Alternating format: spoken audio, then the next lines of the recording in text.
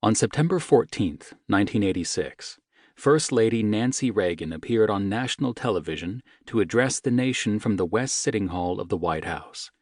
She sat on a sofa next to her husband, President Ronald Reagan, and gazed into the camera.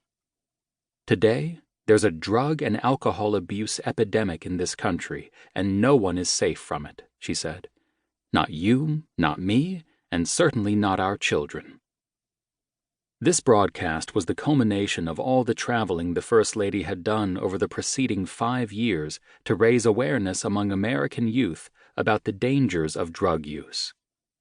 She had become the public face of the preventative side of President Reagan's war on drugs, and her message hinged on a catchphrase that millions of people still remember, which she employed once again that evening on television.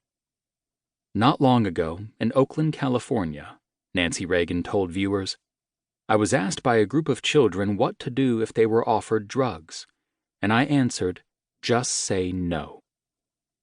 Although there are different accounts of where this infamous slogan originated, with an academic study, an advertising agency, or the First Lady herself, its stickiness, to use the parlance of marketing, was undeniable. The phrase appeared on billboards, in pop songs, and on television shows. School clubs took it as a name. And in the popular imagination, it became inseparable from what government and law enforcement officials saw as the crown jewel of the Reagan-era drug prevention campaign: Drug Abuse Resistance Education, or DARE. In 1983, Los Angeles Chief of Police Daryl Gates announced a shift in his department's approach to the war on drugs. Instead of busting kids in possession of illegal substances, the new focus would be on preventing those drugs from getting into their hands in the first place. This was how DARE, with its iconic logo of red letters set against a black background, was born. DARE was an educational program built on a theory from psychology called social inoculation, which took from epidemiology the concept of vaccination, administering a small dose of an infectious agent to induce immunity, and applied it to human behavior. The approach of the program was to bring uniformed officers into schools, where they would use role-playing and other educational techniques to inoculate kids against the temptations of drugs.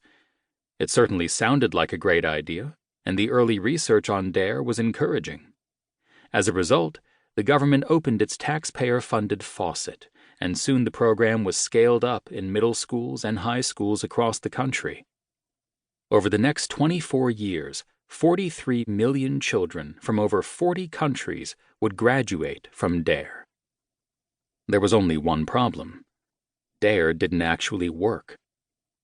In the decades since Nancy Reagan urged the nation's youth to just say no to drugs, numerous studies have demonstrated that DARE did not in fact persuade kids to just say no.